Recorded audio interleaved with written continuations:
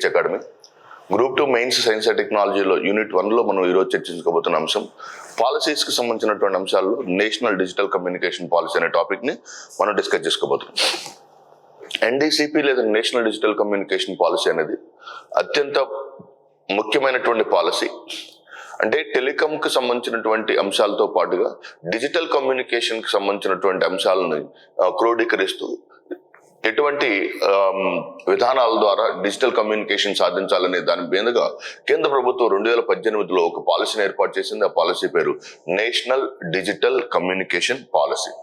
ఈ national digital communication policy 2018లో వచ్చినటువంటి ఈ నేషనల్ డిజిటల్ కమ్యూనికేషన్ పాలసీ భారత ప్రధాని శ్రీ నరేంద్ర మోడీ అధ్యక్షతన సమావేశమైన కేంద్ర మంత్రివర్గ సమావేశం national digital communication policy 2018 telecom commission ను డిజిటల్ కమ్యూనికేషన్ కమిషన్ గా ఆమోదం తెలిపింది.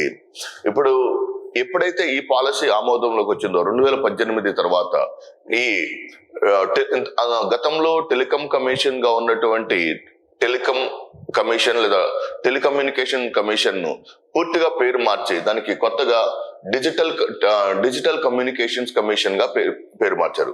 డిజిటల్ కమ్యూనికేషన్స్ కమిషన్ గా పేరు మార్చారు. ఓకే, ఫస్ట్ వన్ ఈస్ మీకు క్వశ్చన్ ఈ విధంగా అడగచ్చు. టెలికాం కమిషన్ ను ఏ కమిషన్ గా పేరు మార్చారు?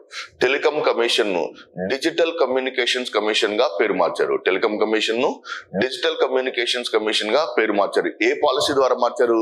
2018లో ఏర్పాటైనటువంటి national digital communication policy. National digital communication policy 2018 ప్రకారం దీన్ని పేరు మార్చడం జరిగింది. నేషనల్ డిజిటల్ కమ్యూనికేషన్ పాలసీ 2018 ఒక సర్వవ్యాప్త అంటే అన్ని చోట్లకి అంటే డిజిటల్ కమ్యూనికేషన్ ఏర్పాటు చేయడం కోసం ఉద్దేశించినటువంటి పాలసీ అనమాట. యాక్చువల్ గా యాదృచ్ఛికమో ఏమో కానీ ఈ పాలసీ యొక్క విధి విధానాలు దీని యొక్క అమలు తీరు వల్ల కరోనా నేపథ్యంలో COVID-19 నేపథ్యంలో టెలి ఎడ్యుకేషన్ కావచ్చు, టెలి మెడిసిన్ కావచ్చు, ప్రభుత్వం ఏర్పాటు చేసినటువంటి ఇన్సాకాగ్ అంటే మనకి దానికి అనేక రకాలైనటువంటి స్కీమ్స్ ని పాలసీస్ ని కేంద్ర ప్రభుత్వం లాంచ్ చేసింది కదా. ఫర్ ఎగ్జాంపుల్ COVID-19 కి సంబంధించినటువంటి యాప్లు కావచ్చు, COVID-19 కి సంబంధించినటువంటి వ్యాక్సినేషన్ కావచ్చు, వీటన్నిటిని కేంద్ర ప్రభుత్వం దీర్ఘకాలిక దృష్టితో ఏర్పాటు చేసినందువల్ల ఇవి చాలా అద్భుతంగా మనకి కనిపిస్తూ వచ్చాయన్నమాట. So national digital communication policy 2018లో ఏర్పాటు చేయడం, దాని యొక్క అమలు తీరు వలన 2020 జనవరి లేదా ఫిబ్రవరిలో ప్రారంభమైనటువంటి కరోనా 2021 నాటికి ప్రభుత్వం నియంత్రించగలిగిందంటే because of this particular policy యొక్క అమలు తీరు అనమాట. అంటే సో మనం ఇప్పుడు చూడండి, ఎక్కడైనా ఒక షాప్కి వెళ్ళినప్పుడు ఎప్పుడు నీకు ఎంత చిల్లరైనా దాదాపుగా దొరికేది. ఇప్పుడు చిల్లర దాదాపుగా దొరకట్లేదు. రీజన్ ఏంటంటే అందరూ గూగుల్ పే లేదా ఫోన్ పే, UPI పేమెంట్స్ చేస్తున్నప్పుడు మీకు దాని ద్వారా ఎటువంటి పేమెంట్స్ అనేది సాధ్యపడుతూ ఉండవు. అండ్ సెకండ్ ఇంపార్టెంట్ థింగ్ ఏంటంటే ఎప్పుడైతే ఈ పేమెంట్స్ దీని ద్వారా చిల్లర దొరకట్లేదు అంటే దానికి clear cut indication digital communication, digital transactions ఎక్కువ జరుగుతుంది. డిజిటల్ ట్రాన్సాక్షన్స్ ఎక్కువ జరుగుతున్నాయి ఏంటి దానికి ఉద్దేశం ఏంటంటే డిజిటల్ కమ్యూనికేషన్ చాలా వేగంగా మరియు శీఘ్రంగా ముందుకు వెళ్తున్నట్టు. Okay, next national digital communication policy అనేది ఒక 2018 ఒక సర్వవ్యాప్త స్థితిస్థాపక మరియు సరసమైన డిజిటల్ కమ్యూనికేషన్ ఇన్ఫ్రాస్ట్రక్చర్. స్థితిస్థాపక అంటే ఎక్స్పాండబుల్. ఓకే, సో బాగా అవసరమైనప్పుడు అంటే మీకు రబ్బర్ యొక్క సాగుదల లాగా ఒకవేళ నీడ్, ఫర్ ఎగ్జాంపుల్ భారతదేశంలో ఉన్నటువంటి భారతదేశంలో జనాభా పెరిగింది. ఆ పెరిగినటువంటి జనాభాకు అవసరమైన మొత్తం ఇన్ఫ్రాస్ట్రక్చర్ ని అందించడానికి కూడా ఇది ఎంతగానో దోహదం చేస్తుందన్నమాట. సరసమైన కమ్యూనికేషన్ అంటే అతి చౌకైన ధరలు అని చెప్పలేం కానీ సరసమైన ధరలు అంటే రీజనబుల్ ప్రైసెస్. సో అత్యంత చౌకైన ధరలు అని చెప్పకూడదు, సరసమైన ధరలు అంటే సో చౌకగా అంటే కొనుగోలు అమ్మేవాడికి నష్టం వచ్చేటట్టు. సరసమైన ధర అంటే ఇద్దరికి అమికబుల్ అంటే ఇద్దరికి ఆమోదయోగ్యమైనటువంటి ధరను సరసమైన ధరలు అంటారు. సరసమైన కమ్యూనికేషన్ ఇన్ఫ్రాస్ట్రక్చర్ మరియు సేవలను స్థాపించడం ద్వారా పౌరులు మరియు సంస్థల యొక్క సమాచార మరియు కమ్యూనికేషన్ అవసరాలను తీర్చడం ద్వారా, ఓకే, ఇన్ఫ్రాస్ట్రక్చర్ మరియు సేవలను స్థాపించడం ద్వారా పౌరులు మరియు సంస్థల యొక్క సమాచార మరియు కమ్యూనికేషన్ అవసరాలను తీర్చడం ద్వారా డిజిటల్ సాధికారత కలిగిన ఆర్థిక వ్యవస్థ మరియు సమాజానికి భారతదేశం యొక్క పరివర్తనకు మద్దతు ఇస్తుందని భావిస్తాం. ఓకే, సమాచార మరియు కమ్యూనికేషన్ అవసరాలను తీర్చడం కోసం, సమాచార మరియు కమ్యూనికేషన్ అవసరాలను తీర్చడం ద్వారా డిజిటల్ సాధికారత కలిగిన ఆర్థిక వ్యవస్థ, డిజిటల్ సాధికారత కలిగిన ఆర్థిక వ్యవస్థ మరియు డిజిటల్ సమాజానికి డిజిటల్ కమ్యూనికేషన్ అనేది భారతదేశం యొక్క పరివర్తనకు మద్దతు ఇస్తుందని ఈ communication national digital communication policy 2018 చెప్పవచ్చు అన్నమాట. Number 2, another important thing, customer focus. అంటే వినియోగదారుడికి ఏమేమి అవసరాలు ఉంటాయి, వినియోగదారుడికి ఎటువంటి అవసరాలు ఉంటాయి, యూపీఐ పేమెంట్ కావచ్చు, లేకపోతే యాప్ బేస్డ్ థింగ్స్ కావచ్చు, ఇవన్నీ కూడా వాటిని ఏర్పాటు చేయాలంటే కంపల్సరీగా ఏముండాలి అక్కడ, కస్టమర్ ఫోకస్. అంటే వినియోగదారుడికి ఎటువంటి అవసరాలు ఉంటాయో ఆ అవసరాలను గుర్తిస్తూ దానికి తగినంత మోతాదులో మనం ఏర్పాటు చేయడమే కస్టమర్ ఫోకస్. మరియు అప్లికేషన్ ఆధారిత ఎన్డీసీపీ. అంటే అప్లికేషన్ ఆధారిత అంటే ఒక్కొక్క ప్రాంతంలో ఒక్కొక్క రకమైనటువంటి అప్లికేషన్స్ ఉంటాయి, ఒక్కొక్క యాప్ కి ఒక్కొక్క రకమైనటువంటి అప్లికేషన్స్ ఉంటాయి. సో అప్లికేషన్ ఆధారిత ఎన్డీసీపీ, 5G 5th generation mobile technology, internet of things, machine to machine communication వంటి అధునాతన టెక్నాలజీని లాంచ్ చేసిన తర్వాత కొత్త ఆలోచనలు మరియు ఆవిష్కరణలకు దారితీస్తుంది. సో అధునాతన టెక్నాలజీని లాంచ్ చేసిన తర్వాత కొత్త ఆలోచనలు మరియు ఆవిష్కరణలకు దారితీస్తుంది. సో ఫర్ ఎగ్జాంపుల్ ఇవన్నీ కూడా మీకు యూపీఎస్సీలో అడిగిన క్వశ్చన్స్ అన్న. ఫర్ ఎగ్జాంపుల్ 5G కావచ్చు, IoT కావచ్చు, M2M కమ్యూనికేషన్ కావచ్చు. 5th జనరేషన్ మొబైల్ టెక్నాలజీ అంటే 4th జనరేషన్ మొబైల్ టెక్నాలజీ కన్నా ఇంకా వేగవంతమైన మరియు వేగవంతమైన అత్యంత నాణ్యమైన సరసమైనటువంటి ధరలకు సేవలు అందించేటువంటి తరువాత తరపు digital communication 5th generation mobile technology అంటారు. ఈ 5th జనరేషన్ టెక్నాలజీలో మనం we'll have a separate discussion about 5th generation mobile technology separately. IoT. What is IoT? Internet of things. Internet of things అంటే ఒక వ్యక్తి తన ఇంట్లో కూర్చొని ఉన్నప్పుడు తన ఇంట్లో ఉన్న తన చేతికి ఉన్నటువంటి వాచ్ కావచ్చు, అతను చదువుకున్నటువంటి ల్యాప్టాప్ కావచ్చు, ఫోన్ లో ఉన్నటువంటి మొబైల్ ఫోన్ లో ఉన్నటువంటి ఇంటర్నెట్ కావచ్చు, ఇంట్లో ఇంట్లో పనిచేస్తున్నటువంటి ఎయిర్ కండిషనర్ కావచ్చు, లేకపోతే ఇవన్నీ కూడా అంటే ఒక్కొక్కటి ఒక్కొక్క రకంగా ఇవన్నీ కూడా మనకి అనేక రకాలుగా మనకి విధులు ఉంటాయి. వీటన్నిటిని ఇంటర్నెట్ ఆధారితంగా పనిచేస్తే వాటిని ఏమంటాము, అన్ని ఇంటర్ కనెక్టెడ్ అయి ఉంటాయి. అవి ఒక్కొక్కటి ఇంటర్నెట్ ఆధారితం అవటం కాదు, అన్ని కూడా ఇంటర్నెట్ తోటి ఒకదానితో ఒకటి కమ్యూనికేట్ అయ్యేదే ఇంటర్నెట్ ఆఫ్ థింగ్స్. దానికి ఒక ఎగ్జాంపుల్ చెబుతాను, మీకు బాగా గుర్తుంటుంది. ఫర్ ఎగ్జాంపుల్, ఒక వ్యక్తి తాను పంటను తన ఇంట్లో పండుకొని ఉన్నాడు. ఇంట్లో పండుకొని ఉన్నప్పుడు బాగా గాఢ నిద్రలోకి వెళ్ళిపోయాడు. నెక్స్ట్ డే మార్నింగ్ లేచేసరికి అతని ఇంటి మీద అతని ఇంటికి ఫైర్ యాక్సిడెంట్ అయింది. ఆ ఫైర్ యాక్సిడెంట్ కి ఫైర్ స్టేషన్ కి ఫోన్ వెళ్ళిపోయింది. ఫైర్ స్టేషన్ వాళ్ళు వచ్చి మొత్తం ఆ ఫైర్ అంతా క్లియర్ చేశారు. కానీ నిన్ను మాత్రం నీ యొక్క అనుమతి లేకుండానే నీ ఇంట్లో ఉన్నటువంటి fire alarm safety sensor fire station కి డైరెక్ట్ గా కాంటాక్ట్ చేసి ఆ ఫైర్ స్టేషన్ వాళ్ళు డైరెక్ట్ గా వచ్చి నీ ఇంటిని నీ ఇంటిని మొత్తం మంటను ఆర్పేశారు అనుకోండి.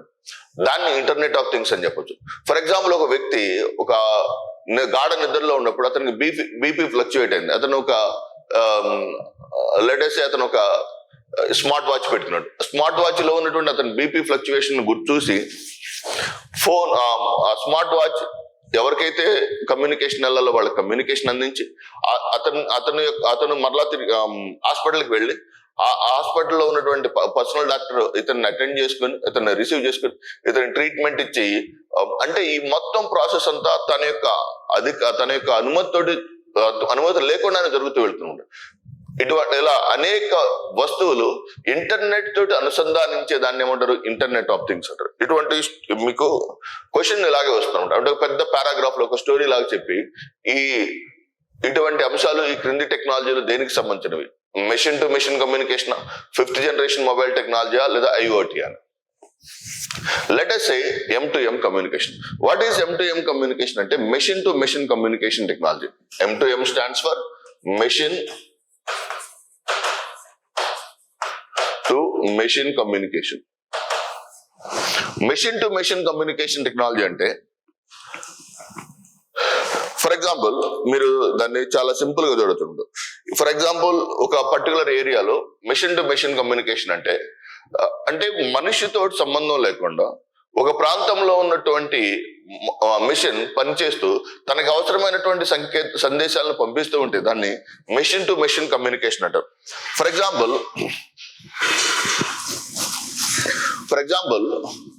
ఒక పర్టికులర్ ప్లేస్ లో ఉన్నటువంటి ఒక ఎక్స్ అనే వ్యక్తి తాను బాగా బిజీగా ఉంటాడు అనుకుందాం. అతను కాఫీ మిషన్ లో కాఫీ చేసుకుని తాగుతూ ఉంటాడు. అండ్ అయితే ఒక 2 రోజుల్లో కాఫీ గింజలు అయిపోబోతున్నాయి. అతను దాన్ని పట్టించుకోవాల్సిన అవసరం లేదు. ఆ కాఫీ మిషన్ లో ఉన్నటువంటి M2M కమ్యూనికేషన్ చిప్ ఉంటుంది కదా, SIM card. M2M machine to machine communication telecom regulator authority of India ఆమోదించి దానికి సంబంధించినటువంటి 11 నెంబర్ల సిమ్ కార్డ్స్ ఇష్యూ చేస్తూ వస్తుంది. ఇప్పటికీ అవైలబుల్ లోనే ఉంటాయి M2M కమ్యూనికేషన్. ఇప్పుడు ఈ M2M కమ్యూనికేషన్ బట్టి ఒక ప్రాంతంలో ఒక వ్యక్తి తన ఆ కాఫీ బీన్స్ అయిపోతుంటే అతనితో సంబంధం లేకుండా ఒక 2 రోజుల కన్నా ముందే అయిపోవడానికన్నా ముందే అతని ఇంటి ముందు కాఫీ బీన్స్ ప్యాకెట్ వచ్చి అతని ఇంటి ముందు పార్సల్ వచ్చేస్తుంది అనుకున్నాం. సో డెఫినెట్ గా that is the best example of M2M communication. అంటే machine to machine communication, mobile to mobile కాదు, మెషిన్ టు మెషిన్ కమ్యూనికేషన్. ఆ మెషిన్ ఏదైనా ఉండొచ్చు. ఫర్ ఎగ్జాంపుల్ అలెక్సా కూడా one of the important area of machine to machine communication. అంటే human to machine communication వేరు, machine to machine communication వేరు. ఇక్కడ machine to machine communication కి చాలా ఫాస్టర్ డేటా అండ్ సురక్షితమైనటువంటి సమాచారం ఉండాలి. ఫర్ ఎగ్జాంపుల్ ఇప్పుడు అతను కాఫీ బీన్స్ పంపించిన షాప్ అతనికి డబ్బులు ఎవరు పే చేశారు? ఈ మెషిన్ పే చేస్తుంది. ఓకే, అంటే నీ వ్యాలెట్ లో కానీ నీకు సంబంధించినటువంటి అంశాల్లో అది బై డిఫాల్ట్ వెళ్ళిపోతుంది. ఫర్ ఎగ్జాంపుల్ నువ్వు ప్రతి నెల 7వ తారీఖు కరెంట్ బిల్ కడతావు అనుకో. 7వ తారీఖు కరెంట్ బిల్ కట్టేటప్పుడు నీకు బై డిఫాల్ట్ ఆటోమేటిక్ మెసేజెస్ వస్తుంటాయి చూడు. సో అలా ఆటోమేటిక్ మెసేజెస్ రావటం అనేది which is a clear cut indication. So అలా మీరు ఒక్కొక్క అంశాన్ని మీరు చాలా డీటెయిల్ గా అర్థం చేసుకోవాల్సి ఉంటుంది. So what I want to convey you is machine to machine communication, internet of things and 5th generation mobile టెక్నాలజీలు ఉండాలంటే కంపల్సరీగా నీకు చాలా వేగవంతమైన మరియు సురక్షితమైనటువంటి డేటా సరఫరా ఉండాలి. వేగవంతమైన మరియు సురక్షితమైనటువంటి డేటా సరఫరా ఉండాలి. M2M వంటి అధునాతన టెక్నాలజీని లాంచ్ చేసిన తర్వాత కొత్త ఆలోచనలు మరియు ఆవిష్కరణలకు దారితీస్తుంది. ఇది భారతదేశం యొక్క టెలికాం రంగాన్ని నియంత్రిస్తుంది. It regulates the telecom sector of India అన్నమాట. దీంట్లో ఉన్నటువంటి లక్ష్యాలు, నేషనల్ డిజిటల్ కమ్యూనికేషన్ పాలసీ 2018 యొక్క ప్రధానమైన లక్ష్యాలు అందరికీ బ్రాడ్బ్యాండ్ సేవలు అందించడం. Okay, providing broadband to every one, అందరికీ బ్రాడ్బ్యాండ్ సేవలను అందించడం. నెంబర్ 2, డిజిటల్ కమ్యూనికేషన్ రంగంలో 4 మిలియన్ల అదనపు ఉద్యోగాలు సృష్టించడం. సో యాక్చువల్ గా డిజిటల్ కమ్యూనికేషన్ రంగంలో 4 మిలియన్ల అంటే 40 లక్షల అదనపు ఉద్యోగాలను సృష్టించడం. వాస్తవానికి డిజిటల్ రెవల్యూషన్ అనేది భారతదేశంని చాలా వేగవంతంగా భారతదేశంలో డిజిటల్ రెవల్యూషన్ చూడొచ్చు. ఫర్ ఎగ్జాంపుల్ ఈ స్విగ్గీ, జొమాటో, ర్యాపిడో, ఓలా, ఊబర్ ఇలా అనేక రకాలైనటువంటి యాప్స్ ద్వారా కొన్ని లక్షల మంది ఉపాధిని పొందుతున్నారు మై డియర్ ఫ్రెండ్స్. అంటే ఇది మనకు కనబడేటువంటి ఈ పెరిఫరల్ గా యూజర్స్, డ్రైవర్లు వీళ్ళతో పాటుగా వీళ్ళకి టెక్నాలజీ సర్వీసెస్ అందించేటువంటి బ్యాక్ అండ్ ఆపరేటర్స్ ఎంతమంది సర్వీసెస్ పొందుతున్నారో అర్థం చేసుకోండి. అంటే ఒక్కొక్క ఏరియాలో అంటే దాన్ని బట్టి ఎంత వరకు దాన్ని అదనపు ఉద్యోగాలు సృష్టించబడుతున్నాయో డిజిటల్ కమ్యూనికేషన్ ద్వారా మీరు అర్థం చేసుకోవచ్చు అన్నమాట. అంటే డిజిటల్ కమ్యూనికేషన్ ఇప్పుడు for example rapid, Ola, Uber ఇవి స్విగ్గీ, జొమాటో ఇవి డిజిటల్ కమ్యూనికేషన్ లేకపోతే అంత వేగంగా వ్యాప్తి చెందవు కదా. Okay, so the point is digital communication రంగంలో 4 మిలియన్ల అదనపు ఉద్యోగాలను సృష్టించడం. నెక్స్ట్ 2017లో 6% ఉన్న భారతదేశం జీడిపిలో 6% ఉంది డిజిటల్ కమ్యూనికేషన్ రంగం యొక్క కాంట్రిబ్యూషన్. ఈ 2017లో డిజిటల్ కమ్యూనికేషన్ యొక్క కంట్రిబ్యూషన్ జీడిపిలో ఎంత శాతం ఉంది? 6% ఉంది. దాన్ని 2022 నాటికి 8% పెంచాలి. 6% డిజిటల్ కమ్యూనికేషన్స్ జీడిపిలో భాగస్వామ్యంగా ఉన్నటువంటి ఇది 2022 నాటికి 8% పెంచాలనే లక్ష్యంతో ఈ నేషనల్ డిజిటల్ కమ్యూనికేషన్ పాలసీని లక్ష్యంగా పెట్టుకుందనమాట. 2017లో international telecom union ICT development index లో భారతదేశం 2017లో ఎంత ర్యాంక్ అన్నా 2017లో భారతదేశం యొక్క ICT డెవలప్మెంట్ ఇండెక్స్ యొక్క ర్యాంక్ 134 ఉంది. 2022 నాటికి ICT డెవలప్మెంట్ ఇండెక్స్ లో భారతదేశం యొక్క ర్యాంక్ 50 కన్నా తక్కువ ఉండాలి. ఓకే, గ్లోబల్ వాల్యూ చైన్ కు భారతదేశం యొక్క సహకారాన్ని పెంపొందించడం మరియు డిజిటల్ సార్వభౌమత్వాన్ని ధృవీకరించడం. 2 పదాలు చాలా important sentences. Global value chain లో భారతదేశం యొక్క సహకారాన్ని పెంపొందించడం. గ్లోబల్ వాల్యూ చైన్ లో భారతదేశం యొక్క సహకారాన్ని పెంపొందించడం అంటే ఇక్కడ మీరు గమనించాల్సింది గ్లోబల్ వాల్యూ చైన్ అంటే ప్రపంచానికి అవసరమైనటువంటి డిజిటల్ కమ్యూనికేషన్ కి సంబంధించినటువంటి మార్కెట్ వేగంగా పెరుగుతుంది. ఆ మార్కెట్ ను భారతదేశం క్యాప్చర్ చేయటమే గ్లోబల్ డిజిటల్ కమ్యూనికేషన్ మార్కెట్. ప్రపంచంలో ఉన్నటువంటి ఈ గ్లోబల్ డిజిటల్ కమ్యూనికేషన్ మార్కెట్ ని క్యాప్చర్ చేయడం అనేది one of the important area. భారతదేశం యొక్క వాల్యూ చైన్స్ కు భారతదేశం యొక్క సహకారాన్ని పెంపొందించడం మరియు డిజిటల్ సార్వభౌమత్వాన్ని ధృవీకరించడం. డిజిటల్ సార్వభౌమత్వాన్ని ధృవీకరించడం అంటే ఆ ప్రాంతంలో ఉన్నటువంటి డిజిటల్ టెక్నాలజీని అంటే ఫర్ ఎగ్జాంపుల్ ప్రాంతాలతో సంబంధం లేకుండా, వయసుతో సంబంధం లేకుండా ప్రతి ఒక్కళ్ళకి డిజిటల్ టెక్నాలజీని అందుబాటులోకి తీసుకురావటం.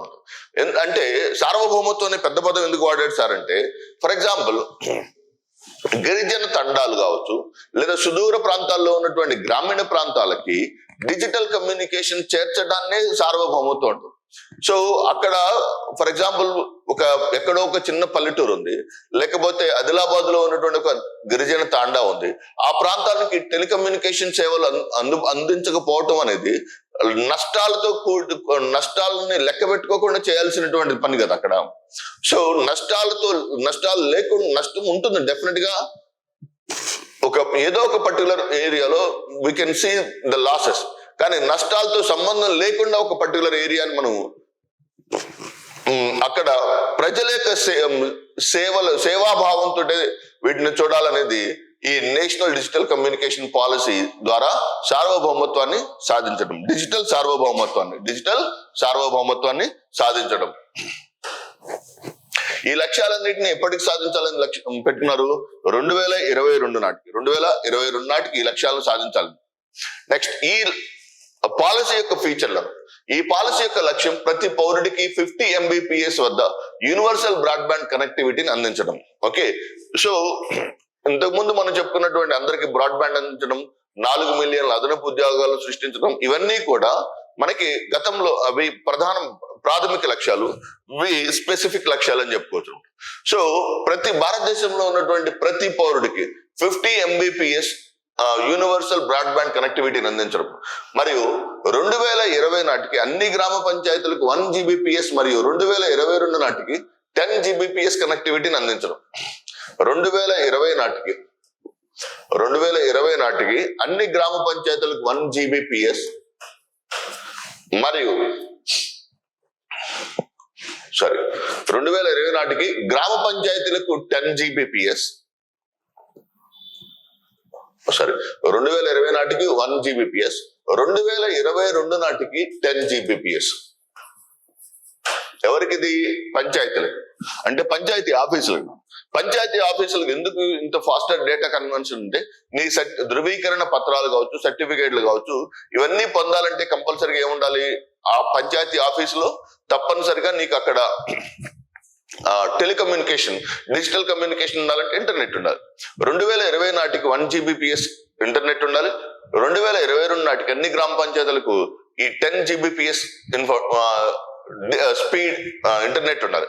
అదే 2022 నాటికి ప్రతి పౌరుడికి, భారతదేశంలో ప్రతి పౌరుడికి 50 Mbps వద్ద యూనివర్సల్ బ్రాడ్బ్యాండ్ కనెక్టివిటీ ఉండాలి. ఓకే, 3 లక్ష్యాలు కనపడుతున్నాయి. వాట్ ఆర్ ద 3 ఇంపార్టెంట్ లక్ష్యాలు అంటే, ప్రతి పౌరుడికి 50 MBPS data universal broadband connectivity ఉండాలి. నెంబర్ 2, సెకండ్ ఇంపార్టెంట్ థింగ్ ఏంటంటే దీంతో పాటుగా ప్రతి ఒక్క ప్రాంతంలో ట్రై టు అండర్స్టాండ్, ప్రతి పౌరుడికి ప్రతి గ్రామ పంచాయతీకి 2020 నాటికి 1 GBPS ఇంటర్నెట్ ఉండాలి. 2022 నాటికి ప్రతి గ్రామ పంచాయతీకి 10 GBPS ఇంటర్నెట్ ఉండాలి. నెంబర్ 3, ఏ ప్రాంతాలకైతే ఇంటర్నెట్ లభ్యమవుతుందో ఆ ప్రాంతాలకు ఇంటర్నెట్ యొక్క సేవలను అందించడం. డిజిటల్ కమ్యూనికేషన్ సెక్టార్ లో $100 బిలియన్ పెట్టుబడులను ఆకర్షించడం. అంటే $100 బిలియన్ పెట్టుబడులను డిజిటల్ కమ్యూనికేషన్ రంగంలో ఆకర్షించడం. ఈ డిజిటల్ కమ్యూనికేషన్ రంగం ద్వారా ఎప్పుడైతే దీంట్లో పెట్టుబడులను మనం ఎక్కువగా ఆకర్షిస్తామో దాని ద్వారా దీర్ఘకాలికమైనటువంటి ప్రయోజనాలు చూడొచ్చు. న్యూ ఏజ్ స్కిల్ బిల్డింగ్ కొరకు 1 మిలియన్ మ్యాన్ పవర్ కు ట్రైనింగ్ అవ్వడం. ఇదేంటి, ఎన్ని ఉద్యోగాలు కావాలి? 4 మిలియన్ ఉద్యోగాలు. ఎంతమందికి ట్రైనింగ్ ఇవ్వాలి? 1 మిలియన్ మందికి. 10 లక్షల మందికి ట్రైనింగ్ ఇచ్చి 40 లక్షల మందికి ఉపాధి అవకాశాలు ఎలా కలుగజేస్తారంటే డిజిటల్ రంగంలో కావచ్చు, లేదా టెలికాం రంగంలో కావచ్చు, ICT information and communication technology రంగంలో ప్రతి ఒక్క ఉద్యోగి నలుగురికి ఉపాధిని అందిస్తారన్నమాట. Every employee, software employee will provide services to 4 unorganized employees అన్నమాట. ఇప్పుడు ఫర్ ఎగ్జాంపుల్ ఒక IT ఎంప్లాయీ ఒక కంపెనీలో పనిచేస్తున్నాడు అనుకో, అతనికి వచ్చేటువంటి అతన్ని తీసుకెళ్ళడానికి వచ్చేటువంటి క్యాబ్ డ్రైవర్ కావచ్చు, మరియు అతనితో పాటుగా అతను వెళ్ళి క్యాఫ్టేరియాలో భోజనం చేస్తాడు అనుకో, ఆ క్యాఫ్టేరియా వర్కర్స్ కావచ్చు, మరియు అతను పనిచేసే ఆఫీస్ లో దాన్ని ఫ్లోర్ స్వీపర్లు కావచ్చు, లేకపోతే వాచ్మెన్లు కావచ్చు, సెక్యూరిటీ గార్డ్స్ కావచ్చు, ఇలా ప్రతి ఒక్క సాఫ్ట్వేర్ ఎంప్లాయీ కావచ్చు, ఒక డిజిటల్ ఎంప్లాయీ 4 అన్ఆర్గనైజ్డ్ ఎంప్లాయీస్ కి మినిమం అందిస్తాడు అనమాట. మినిమం అంటే 3 వేసుకున్న అతను ప్లస్ ఇంకొక 3, మొత్తం ఎంతమంది? 4 అవుతారు. సో 4 అంటే 1 మిలియన్ మందికి మనం ట్రైనింగ్ ఇస్తే 4 మిలియన్ల మందికి ఉపాధిని అందించవచ్చు అనమాట. అది దాంట్లో ఉన్నటువంటి ఇన్హరెంట్ మీనింగ్. అందుకనే ఫార్మా రంగంలో కన్నా కూడా ఈ డిజిటల్ రంగం ద్వారా ఉపాధి అవకాశాలు చాలా వేగంగా మెరుగుపరచవచ్చు. ఈ డిజిటల్ రంగంలో ఉపాధి అవకాశాలు వేగంగా మెరుగుపరచవచ్చు.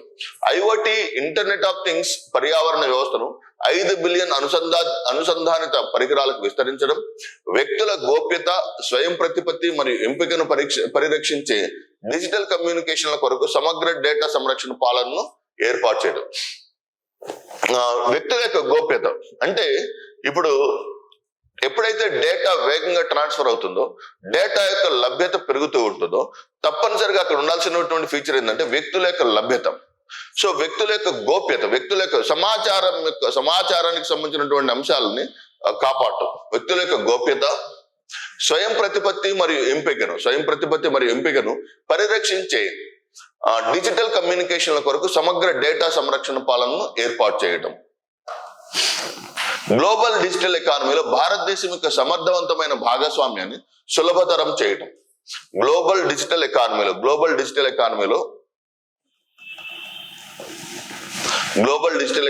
భారతదేశం యొక్క సమర్థవంతమైన భాగస్వామ్యాన్ని సులభతరం చేయటం. ఓకే, సో ఎప్పుడైతే గ్లోబల్ డిజిటల్ ఎకానమీలో భారతదేశం యొక్క సమర్థవంతమైన భాగస్వామ్యం, ఇండియా యొక్క ఎఫెక్టివ్ పార్ట్నర్షిప్ ని సులభతరం చేయడం. అంటే ఇండియా యొక్క భాగస్వామ్యం ఎప్పుడైతే బలోపేతం అవుతూ ఉంటుందో దాని ద్వారా మనకి అనేక రకాలైనటువంటి అడ్వాంటేజెస్, ఫీచర్స్ ని చూడవచ్చు. పౌరులకు సురక్షితమైన